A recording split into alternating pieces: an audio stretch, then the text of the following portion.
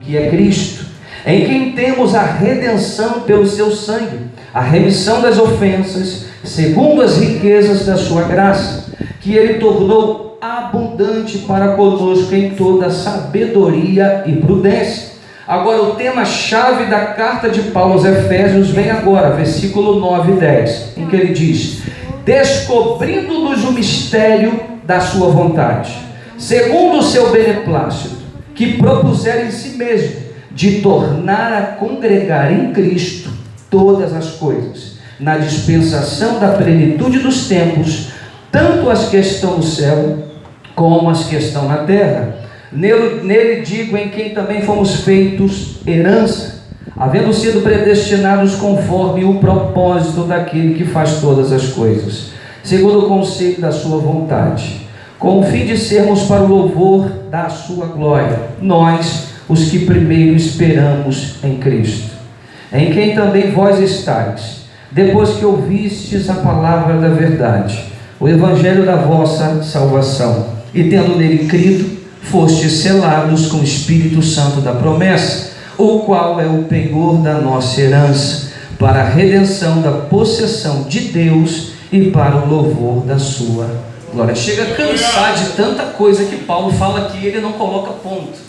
Então você percebe que Paulo vai indo além no mistério que esteve oculto e que Deus revela a ele, ou seja, de tornar a congregar em Cristo tudo que estava dividido, tudo que estava desintegrado. Então o propósito maior de Deus era unir o homem que está dividido, a nação que está dividida da nação, o homem que está dividido do homem, a classe que está dividida da classe. Então tudo em Cristo converge. Paulo chega a dizer que Deus estava em Cristo, reconciliando todas as coisas, inclusive o homem que estava separado de Deus por conta do pecado.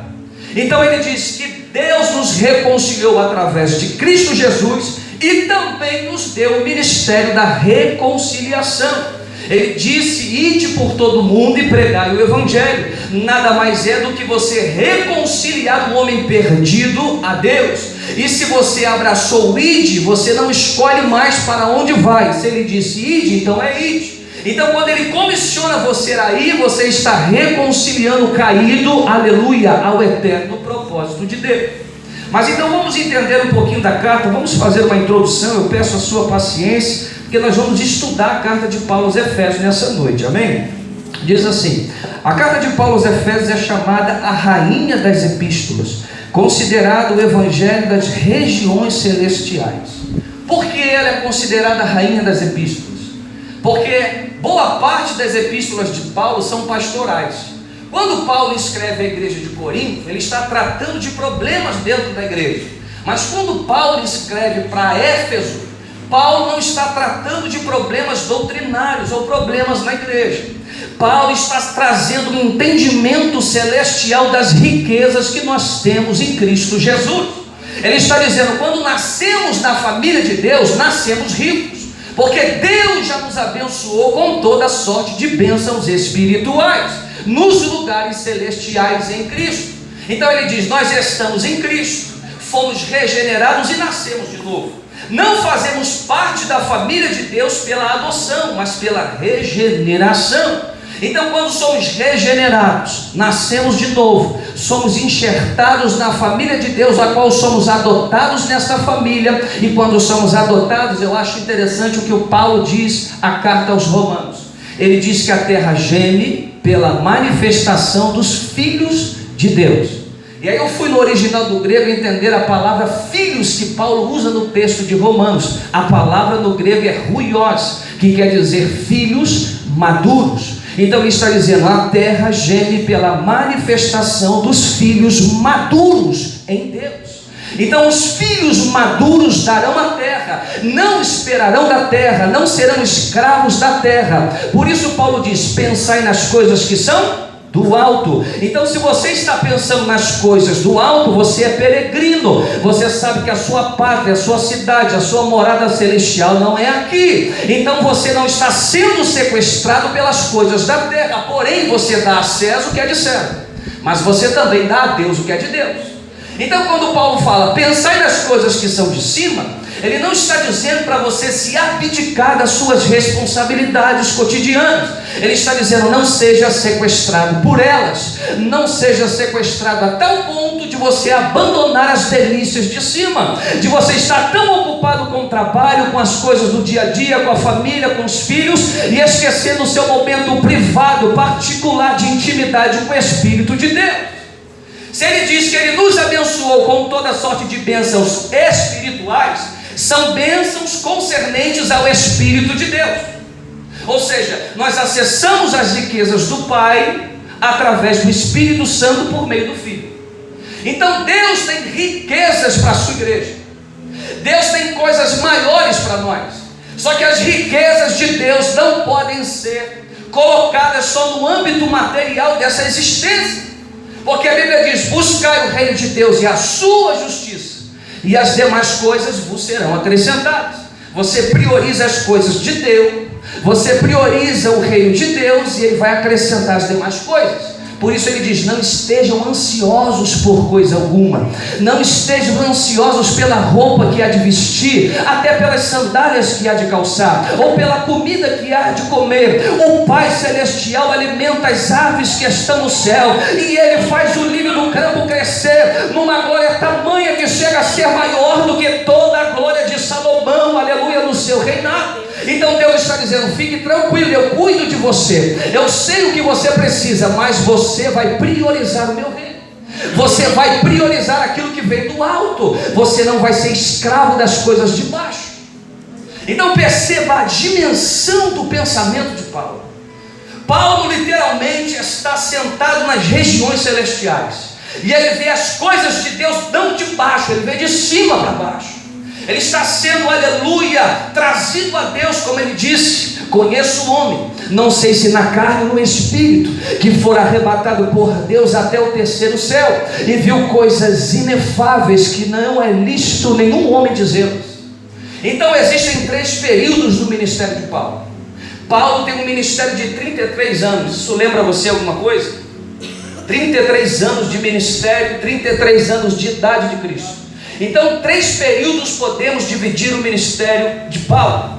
O primeiro período, de 11 anos, é o período de reclusão, é o período que Deus esconde Paulo, é o período que Paulo vai para a Arábia, e depois Paulo volta para Tarso. Então Paulo fica escondido por Deus e sendo moldado, talhado, preparado para um grande ministério. É quando Deus esconde Elias no riacho de Querite. E Querite quer dizer o quê? Moldar, cortar, dar forma. Então quando Deus diz: Elias, vai para o riacho de Querite, Ele está dizendo: vai para um lugar peculiar, secreto, em que eu vou moldar você, em que eu vou talhar você, e vou extrair virtudes de você no lugar secreto, no lugar de intimidade. Então é isso que Deus fez na vida de Paulo por 11 anos. Aí depois de 11 anos, começa a segunda etapa do seu ministério. 11 anos do segundo período, Paulo está enganjado nas viagens missionárias, na sua primeira, segunda e terceira viagem missionária. Aí vem o último período do seu ministério de 11 anos, o terceiro período, em que Paulo está encarcerado em Roma, em que Paulo escreve 4 cartas chamadas de cartas da prisão. Quais são elas? Filipenses, Efésios, Colossenses e Filemão. Sabemos também que Paulo escreve a Timóteo de uma masmorra, como diz que já está sendo oferecido em sacrifício a Deus, dizendo: combati o bom combate, acabei a carreira e guardei a fé. Então Paulo está preso, e mesmo preso ele consegue escrever a igreja de Filipenses, no seu capítulo 4, versículo 4, e diz: alegrai-vos no Senhor. Outra vez vos digo, alegrai-vos. Paulo está encarcerado, Paulo está junto a um soldado romano, Paulo está vendo seus pés acorrentados, Paulo não tem a liberdade de ir e vir, mas mesmo preso num ambiente confinado a um soldado romano, ele está com o coração liberto, ele está com a sua alma vibrante, e ele está dizendo: igreja de Filipenses, vocês são livres, eu estou preso, mas eu tenho uma mensagem de Deus para animar o coração de vocês: alegre-se no Senhor. Aleluia. Dizer para o outro se alegrar quando você vive os pastos verdejantes da sua vida é mole. Quero ver você aconselhar, quero ver você instruir, e quero ver você dizer: seja alegre na presença do Senhor quando você está passando no vale da sombra da morte. Aleluia. circunstâncias que vê, não é conduzido pela vista dos olhos, porque o justo viverá pela fé. Então perceba a proporção do ministério de Paulo. Deixa eu correr. A cidade de Éfeso, vamos falar um pouco sobre ela. Era uma cidade próspera, uma colônia romana, era uma cidade portuária na Ásia Menor. Muitas caravanas passavam por ela. Então perceba que Paulo fala de riquezas. Paulo fala de lugar celestial em Cristo, em que somos ricos, em que de nada temos falta, porque Jesus diz: nem só de pão viverá o homem, mas de toda palavra que sai da boca de Deus. Então ele está acessando este lugar, e ele está fazendo um contraste a uma cidade próspera, a uma cidade portuária, a uma cidade importante na Ásia Menor, que era uma das principais cidades da Ásia Menor. Então Paulo diz a este povo que não tem falta de nada, em que a sétima maravilha do mundo antigo está em Éfeso, que é o templo de Diana. E Paulo está dizendo: vocês conhecem as riquezas da terra, mas eu quero apresentar a vocês as riquezas do céu, algo maior do que a terra pode lhe dar. Eu quero lhe apresentar algo mais significativo. Eu quero lhe apresentar algo que vai nortear a sua vida. Eu quero lhe apresentar algo que, ainda que falte tudo na sua vida, não pode faltar a palavra rema de Deus, não pode faltar a presença de Deus, não pode faltar o Espírito de Deus. Falte tudo, mas não falte Ele. Falte tudo, mas não falte a presença de Deus. Davi disse: rasga o reino, leva trono, leva tudo, só não tira o teu Espírito de mim. Aleluia. Eu já sinto ele aqui. Rasga as riquezas, leva a prata, leva o ouro, só não sai de mim. A frase mais triste de toda a Bíblia. E Sansão não sabia que o Senhor não era com ele. É quando Sansão diz: me levantarei e ter contra os filisteus. E aí vem a frase mais triste da Bíblia: o Espírito Santo havia se retirado. Irmão, não perca a presença de Deus. Crie uma cidade forte em volta da presença. Eclesiastes capítulo 10, se eu não me engano, versículo 1 diz que uma mosca pousando no perfume do perfumista estraga todo o perfume. Ele está dizendo que as pequenas coisas que estão entrando têm o poder de corromper muita coisa boa que Deus está te dando. Deus está nos dando muita coisa, irmão, nesses dias. Eu creio que vivemos um tempo profético, um tempo em que Jesus está ataviando a sua noiva, a sua igreja, para buscá-la, arrebatá-la. Então Deus está descortinando mistérios tão poderosos nos dias de hoje, que há tempos atrás não fora revelado. Então Ele está trazendo um entendimento maior da sua palavra, porque Ele está adornando, preparando a sua igreja. Então nós devemos entender a importância de preservar aquilo que Deus tem nos dado, irmão. Eu sempre digo e repito: você é um odre, vinho novo é a especialidade de Deus. Trocar o odre velho é a especialidade sua. Se Deus está derramando vinho novo na sua vida, no seu ministério, na sua casa, na sua família, e Ele está fazendo isso nos cultos de quarta, nas orações da semana, no culto de domingo, mas você não troca o odre velho, você vai para casa e o vinho vai se derramando no caminho. Então tem muita gente recebendo muito de Deus, mas retendo pouco. Deus está, irmão, dando muita coisa desse altar nos últimos dias. Como Deus tem usado os pastores dessa igreja, como Deus tem dado um alimento sólido a esta igreja. Esta igreja já era para estar, aleluia, com uma vitamina espiritual fora do comum, vivendo já no âmbito sobrenatural. Porque eu rodo, irmão, em igrejas e vejo palavras deficientes, pastores que não têm o entendimento da palavra e falam besteiras de altar. Mas quando temos pastores instruídos que estão te ensinando na palavra, irmão, já era para você estar forte espiritualmente, já era para você estar entendendo o teu chamado, a tua vocação, o teu propósito. Mas ainda tem gente que senta do banco e não sabe por que sentou. Ainda tem gente que vem no culto e não sabe o que veio fazer. Ainda tem gente que veio e disse: ó, bato minha carteirinha de ponto, vinha ao culto, mas ele vai embora e não significou nada para ele. Você tem que vir com a sacola. Tudo que Deus fala aqui, irmão, guarda, coloca ali. Às vezes uma vírgula que Deus fala, você está distraído. Deus manda uma sentença, Deus muda a tua vida em uma palavra. Deixa eu voltar. Então Éfeso era uma cidade pagã, onde abrigava uma das 7 maravilhas do mundo antigo, como eu disse. Paulo escreveu esta carta na prisão em Roma, por volta do ano 62 depois de Cristo. Interessante, aqui no versículo 15, ele diz: pelo que ouvindo eu a fé que entre vós há no Senhor Jesus, e a vossa caridade para com todos os santos, não cesso de dar graças a Deus por vós, lembrando-me de vós nas minhas orações. Paulo está feliz pela fé dos efésios. Paulo está feliz pela comunhão, pelo amor entre os santos. Mas você sabia que a cidade de Éfeso recebeu 2 cartas? Qual foi a primeira carta que a cidade de Éfeso recebe?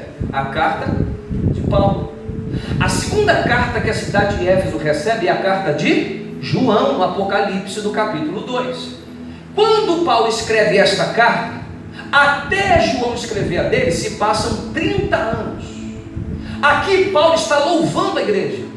Paulo está jubilando a igreja, dizendo: estou feliz com a fé de vocês, estou feliz com a unidade que há entre vocês, com o amor que há entre vocês. Mas depois de 30 anos, João escreve uma mesma carta para a cidade de Éfeso e diz: arrepende-te, lembra de onde caíste, porque abandonaste o teu primeiro amor.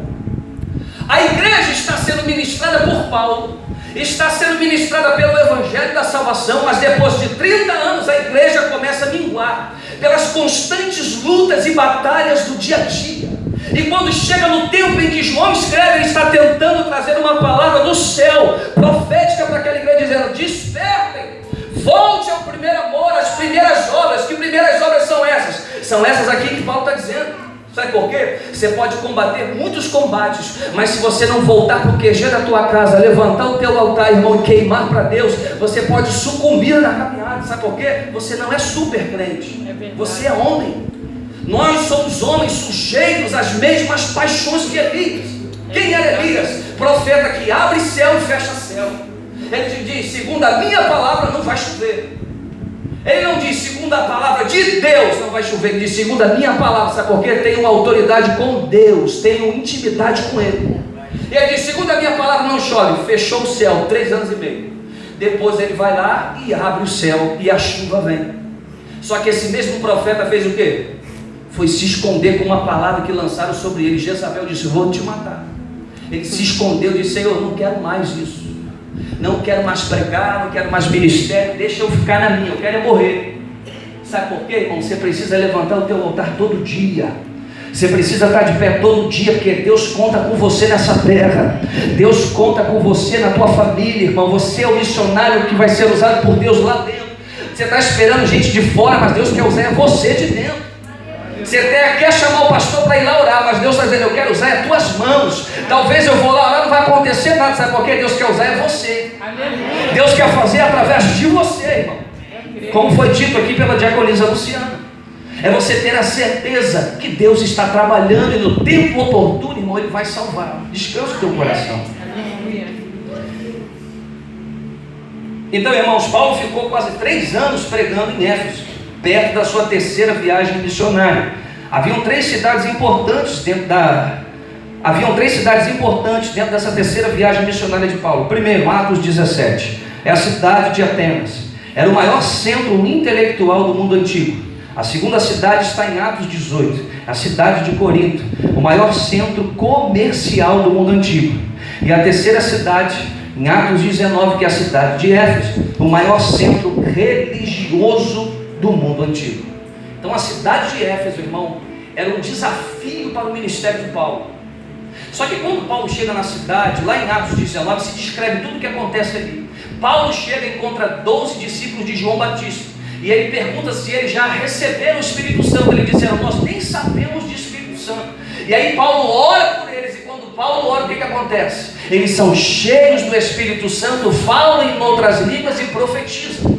Aí Paulo dá continuidade à pregação do Evangelho. E quando Paulo dá continuidade à pregação do Evangelho nessa cidade, o texto diz lá em Atos 19 que muitos mágicos pegaram seus livros de magia, foram para a praça pública e queimaram todos os livros. Avivamento na cidade de Éfeso, porque Paulo estava abalando as estruturas do templo de Diana com a pregação do Evangelho de Cristo Jesus. porque a palavra de Deus, a palavra rema, liberada, revelada, tem o poder de abalar as estruturas do inferno aonde você estiver. A palavra de Deus traz alinhamento, a palavra de Deus renova o entendimento, a palavra de Deus desperta, a palavra de Deus traz avivamento no meio da igreja, da congregação. Quando você tira a palavra do meio da congregação, você não traz avivamento na congregação. Então palavra é avivamento para você. E eu conversei com um rapaz que disse: eu não consigo crescer na presença de Deus, eu não consigo me apegar às coisas celestiais, eu não sinto prazer nas coisas de Deus. E eu disse a ele: quantas vezes na semana você lê a Bíblia? Poxa, pensou, nenhuma. Você está orando quanto tempo por semana? Você tem orado durante a semana? Pensou, não tem orado. Eu falei: não tem fórmula mágica, não tem lâmpada do Aladim, você vai esfregar e pum, aconteceu. Não, tem trabalho, porque o reino de Deus é tomado por esforço. Então, irmão, você precisa se esforçar em oração e leitura da palavra. Você tem a fonte da vida jorrando, talvez lá na sua estante da sala, no Salmo 91. E tem gente que passa para a direita, para a esquerda, entra na cozinha, entra no banheiro, mas não pega a Bíblia. E aí um dia ele será ceifado dessa terra. Imagina você ser ceifado dessa terra, descer ao inferno e pensar: eu tinha fonte de salvação na minha sala e nunca me interessei em ler. Eu li ciência, eu li matemática, eu li física, eu conheci todas as ciências dessa terra, mas não conheci a maior ciência de todas, a palavra de Deus. Porque é a palavra de Deus que vai distanciar você do pecado. Sabe por que o pecado está tendo espaço? Porque a palavra não está escrita na tábua do coração. Então você está sendo atraído e engodado pela própria natureza pecaminosa. Porque, irmão, se tem alguém que me confronta todo dia a pecar, sou eu mesmo. Se tem alguém todo dia que tenta matar aquilo que Deus falou a meu respeito, sou eu mesmo. Se tem alguém que tenta frustrar os sonhos de Deus na minha vida, sou eu mesmo. É quando eu não obedeço ao que Deus está dizendo a mim. Então, irmão, o ministério de Paulo foi muito frutífero. Deixa eu correr. Então ele abala as estruturas do templo de Diana. A carta aos Efésios se vincula estreitamente com a carta que Paulo escreve aos Colossenses. O tema central da carta de Paulo aos Colossenses é a suficiência total de Cristo. Ele diz em Colossenses 2,9: Cristo é corporalmente toda a plenitude da divindade. Então a concepção de Paulo é que em Cristo reside toda a plenitude da divindade. Ele é suficiente para a salvação da humanidade. Não precisa fazer pozinho, não precisa flor ungida, não precisa copo d'água. Ele é suficiente. Se eu recebo como Salvador, Ele é poderoso para salvar, libertar, limpar, dar novas vestes, dar um destino para você. Então esse é o entendimento de Paulo. Agora a carta aos Efésios é esse entendimento de Paulo da suficiência de Cristo aplicado. Então perceba, o pensamento central da carta de Paulo aos Efésios está em Efésios 1, versículo 10, que ele diz que todas as coisas convergem em Cristo, porque o homem que havia sido destinado a estar em comunhão com Deus se sentiu estranho a Ele. O homem está dividido do homem, a classe da classe, a nação da nação, a ideologia da ideologia. O mundo sem Cristo é um mundo dividido, desunido, fragmentado. Agora interessante, irmão, é que quando Paulo fala disso, de unidade, de tudo convergir em Cristo, Paulo era o quê? Um cidadão romano. Então Paulo conhece a política romana, Paulo conhece o sistema de governo romano. Então, irmão, o pensamento de Paulo chega a essa concepção provavelmente por ser um cidadão romano e saber que o Império Romano buscava o quê? A Pax Romana. O que era a paz romana? Que começa lá em 28 a.C. com o imperador Augusto e termina lá no ano 180 depois de Cristo com Marco Aurélio. O ideal do Império Romano era trazer unidade entre os outros reinos, era acabar com as guerras civis, e dentro dessa paz romana tinha o pão e circo. Ou seja, a máquina pesada de Roma aumentava os tributos, cobrava mais os impostos, e para distrair o povo tinha o quê? O pão e o circo. Tinha os Jogos Olímpicos, tinha as arenas de gladiadores, tinha tudo isso. Então o que é que eles pensavam? Vamos distrair o povo para que o povo não sinta o peso dos impostos, o peso do jugo pesado desta máquina romana. Parece que falo de Brasil. parece que vejo o Brasil na mesma situação. Ou seja, dá ao povo teatro, pão, circo, alimenta esse povo, distrai esse povo com muitas questões aqui, para que esse povo não venha reivindicar o seu direito. Então aí tem muito Rock in Rio, tem muita coisa aí fora para distrair o povo. Então essa era a mentalidade do Império Romano. Então Paulo fala que neste Império Romano, esta unidade é uma unidade falida, ela não funciona, ela não resolve o problema do homem pecador não regenerado. Então Paulo diz que essa unidade só é possível em Cristo. Em Cristo converge todos os poderes, tudo converge em Cristo, porque a Bíblia diz, tudo é por Ele, para Ele, tudo vem dele. Então Cristo é suficiente, irmão, em nossas vidas. O apóstolo Paulo fica maravilhado ante o mistério, as glórias e as riquezas do método de redenção de Deus, que era em Cristo Jesus resgatar o perdido. Quando ele fala lá na igreja de Corinto, que ele escolhe não muitos mestres nem doutores, mas ele escolhe as coisas que não são, para envergonhar as que são. Ele começa a levantar o menor da casa, e o menor da casa que ele levanta, ele manifesta a sua glória, para que a glória seja dele, não nossa. Porque ele diz lá também, na igreja de Corinto, que nós somos um vaso de barro, e ele depositou neste vaso um tesouro, para que a excelência do poder seja de Deus e não nossa. Então a realidade do vaso, a notoriedade do vaso não é a notoriedade externa, não é o vaso propriamente dito. A notoriedade, a riqueza, o valor está dentro, é a presença do Espírito de Deus, é o penhor, nós fomos selados pelo Espírito de Deus. Então, irmão, há um tesouro dentro de você. Jesus disse, muitos dirão a você, o reino está aqui, o reino está acolá. Não acreditem, porque o reino de Deus está dentro de vós. Muitos vão chegar diante de você e querer ver um reino, uma ditadura da vaidade, dizendo, reino são grandes templos, são grandes congregações, reino, a igreja cheia. Jesus não ensinou isso. Jesus disse, o reino de Deus não é visível, o reino de Deus está dentro de vós.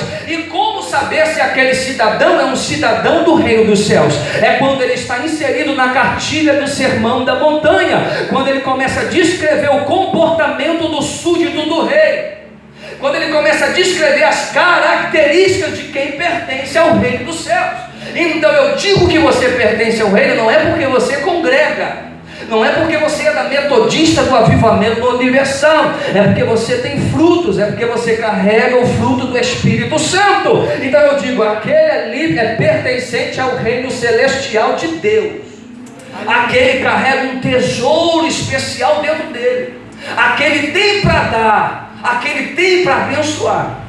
Então, irmão, agora eu começo aqui. Primeiro ponto da mensagem, Efésios capítulo 1, versículo 1. Agora fica interessante. Ele diz assim, Paulo, apóstolo de Jesus Cristo, pela vontade de Deus, aos santos que estão em Éfeso e fiéis em Cristo Jesus. Deixe-me destacar a parte A desse versículo, em que ele diz, Paulo, apóstolo de Jesus Cristo. Nessa afirmação, Paulo tinha duas coisas em mente. Significava que pertencia a Cristo.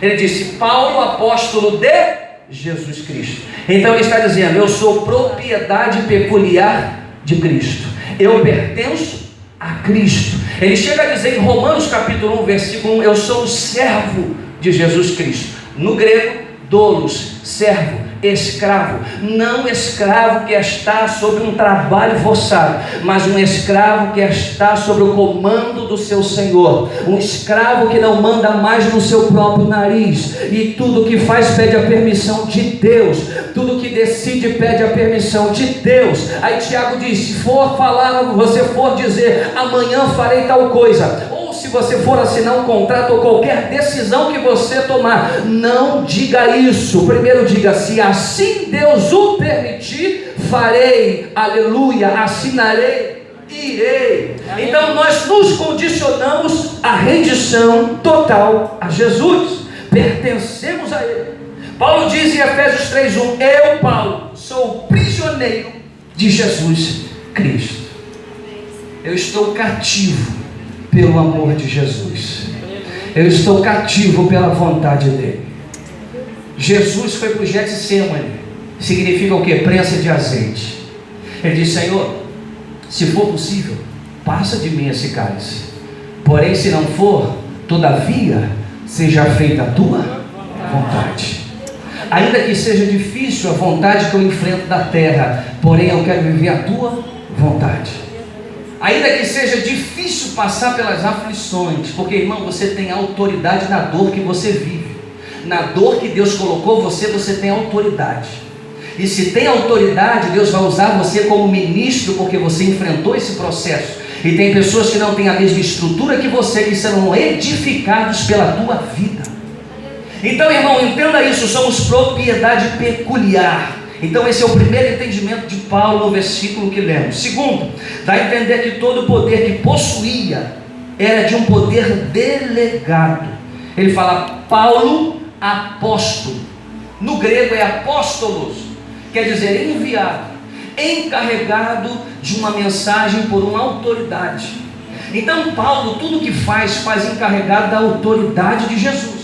Paulo não faz na sua autoridade. Paulo não faz sobre a sua palavra. Paulo está trabalhando sobre a palavra de Deus. Paulo não está funcionando, aleluia. Paulo está fluindo nos mandamentos de Deus. E por fluir nos mandamentos de Deus e estar alinhado com os pensamentos de Deus, tudo que Paulo faz está acompanhado de autoridade. Aonde Paulo pisa, os espíritos malignos se afugentam dele. Porque aonde ele entra na cidade de Éfeso, diz que pessoas levavam lenços, e os lenços tocavam em Paulo, levavam para os enfermos, eles eram curados. Os lenços tocavam em Paulo e curavam os enfermos que estavam no caminho de Éfeso, porque ele andava sobre a palavra rema de Deus, ele estava condicionado à vontade de Deus. Irmão, se você está condicionado à vontade de Deus, fique tranquilo, aonde você chegar vai dar fruto, aonde você pisar Deus vai salvar, aonde você chegar Deus vai curar, Deus vai libertar. Então a autoridade outorgada do céu é pelo quanto você renuncia na terra. Vou repetir, a autoridade enviada do céu é pelo quanto você está disposto a renunciar aqui na terra. Então você pensa da seguinte forma: eu abandono o meu eu para que Cristo more em mim e a vontade dele prevaleça. Livre-arbítrio já não vale mais para mim, acabou esse negócio. Livre-arbítrio é para quem está lá fora, é para o ímpio, é para quem não conhece a Deus. Agora eu sou cativo da vontade dele. Eu não mando mais no meu nariz, irmão. Acabou esse negócio que eu faço o que eu quero. Não, você tem um dono sobre você. E você deve satisfação a ele. Você deve contas a esse Deus. Então quem vai pedir contas a você, sabia disso? É por isso que tem um tribunal. E no tribunal ele coloca e pesa as tuas obras. Quais são as de palha, quais são as de feno, quais serão provadas no fogo e vão resistir. Então entenda, irmão, tudo vem dele. A gente se engana muito e acha que a gente tem o controle das coisas. Irmão, não tem não. O controle está nas mãos de Deus. Às vezes a gente até pensa que está no controle. Você está lá no mar revolto da vida, você está remando. Aí você fala, eu estou no controle. Não, você está desgovernado, porque você está remando. Aí quando você é submisso a Deus, o que Deus faz? Tira o remo do teu barco. Aí o que acontece? O barco começa a ganhar milhas náuticas, você não sabe nem para onde ele vai. E às vezes, sabe para onde ele vai, irmão? Na maior parte das vezes, para o meio da tempestade. É verdade. Aí Jesus entra lá no mar, começa a caminhar. Tem gente que começa a dizer, é um fantasma. Tem gente que vê fantasma na tribulação, irmão. Tem gente que fica tão atribulado que ele fica vendo até vulto, fantasma. E aí Jesus entra no meio do mar, irmão, e diz assim, ei, não tenham medo, sou eu, não tem mais. Por que ele disse isso? Ele está dizendo, fui eu que coloquei vocês no perímetro de provação que vocês estão, mas não tenham medo que eu sou com vocês. Vocês não passam sozinhos nessa situação, eu passo com vocês. Você acha que Deus vai te permitir passar no vale da sombra da morte sem a presença dele? Você não aguenta. Você acha que Deus vai permitir que você enfrente o dia mal da tua história sem o consolo do Espírito Santo? Você não suporta. Vou repetir de novo. Deus mandou repetir, eu vou repetir. O homem espiritual discerne bem todas as coisas. De ninguém a discernir. Fechou a porta, o homem espiritual disse, eu sei o que Deus quer dizer. A situação ficou difícil. Estou entendendo. Deus quer me sinalizar algo. Deus quer me ensinar alguma coisa. Sabe por quê? Você está tão rendido a Deus que Ele é o mestre por excelência, você é só aluno. Amém. Aleluia. Você é só o aluno na escola que Ele matriculou você. E aí você diz, estou entendendo Deus. Ninguém discerne. Amém. Podem até achar que estão discernindo. Ih, está vendo que fulano está passando? Estão tentando discernir, mas não. Você sabe o que está passando. Você sabe que só está ali porque Deus está te dilatando por dentro. Deus está te prensando no Getsemane. Deus está tirando o óleo, Deus está tirando o azeite, Deus está extraindo unção de você. Aleluia!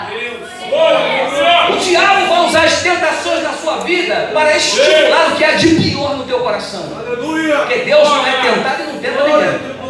Mas Deus vai usar sempre as provações para extrair de você o que há de melhor.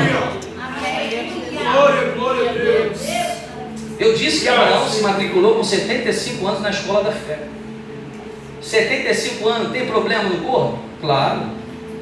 Vem as doenças, né, que a gente chama da idade: artrite, artrose, pressão, problema, cansaço, fadiga do corpo. Mas quando Deus disse, Abraão, 75 anos, parece que eu vejo ele até pegar a bengalinha, andar um pouquinho e dizer: Senhor, eis-me aqui.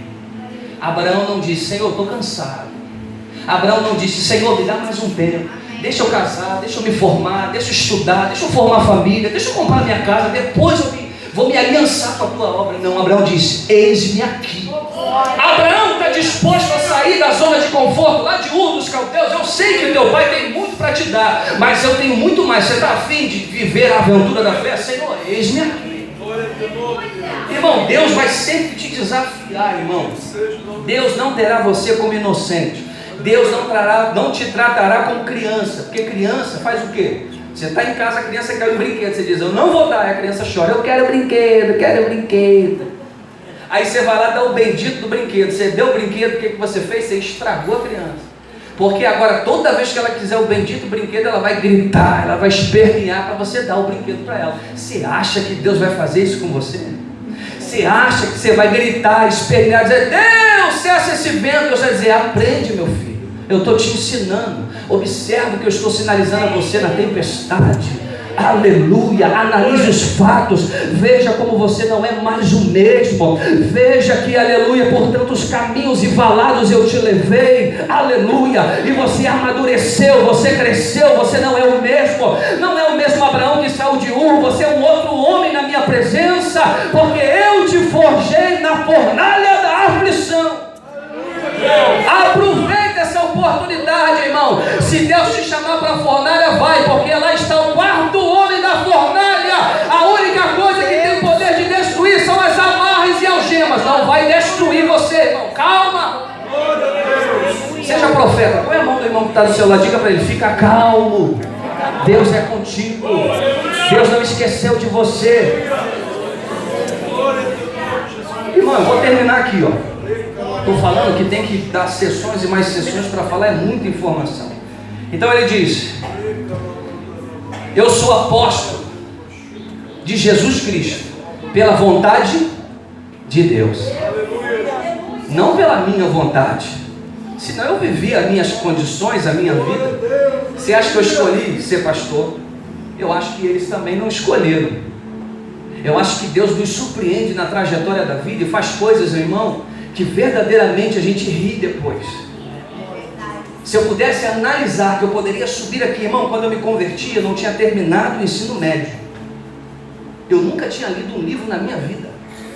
Aí Deus fala para mim: te chamei como pregador. Eu olhei para trás e falei: é aquele ali, não sou eu não. E aí Deus começa a semear sonhos no teu coração. E aí você começa a dizer: Senhor, eu preciso recuperar o que passou. Aí Jesus fala para você: ainda há tempo. Aí Deus te esforça. Eu entrei, terminei, eu falei: agora eu preciso fazer uma faculdade, eu preciso fazer alguma coisa. Aí a gente foi estudar, eu e a Luciana. Eu falei: Senhor, eu preciso esmerir a ferramenta, eu preciso te conhecer. E agora você chega lá no teu armário, tem livro atrás de livro. Uma pessoa que nunca gostou de ler. Deus faz isso, irmão.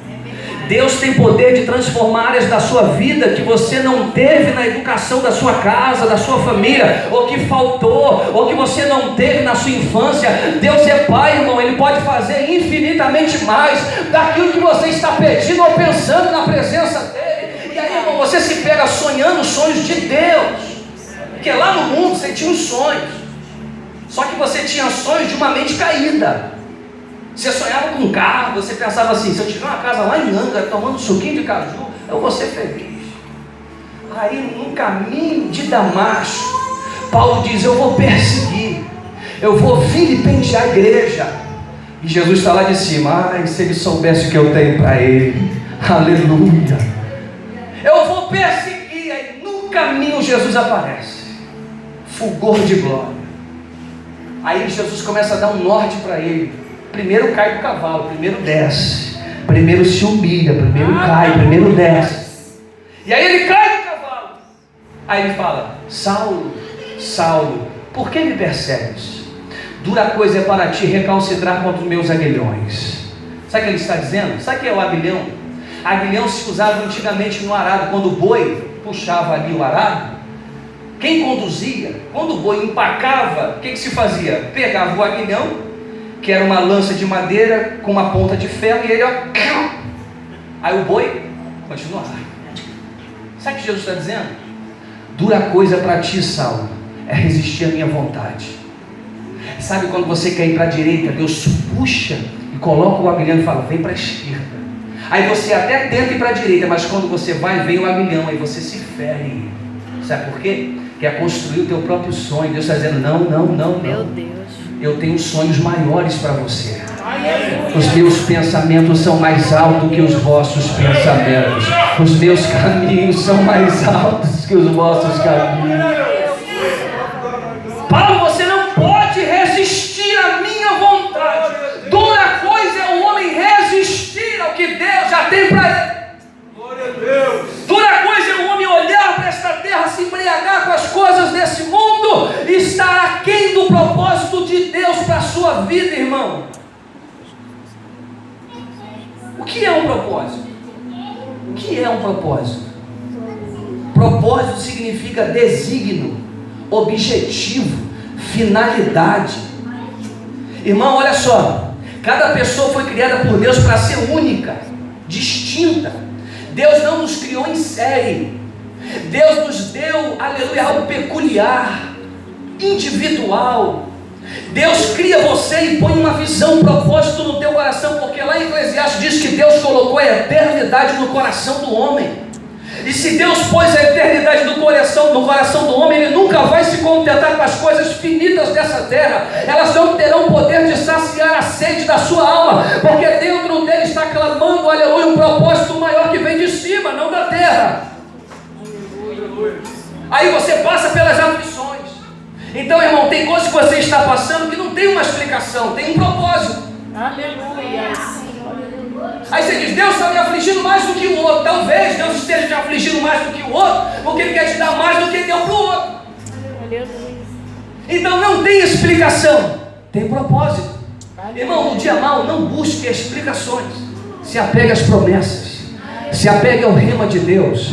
Se apegue à palavra do céu. Se apegue ao que Deus disse sobre você e vai para frente, irmão. Paulo diz: esquecendo-me das coisas que para trás ficam, passado, avançando para as que estão diante de mim presente, prossigo para o alvo futuro, para a soberana vocação em Cristo Jesus. Levante-se em nome de Jesus.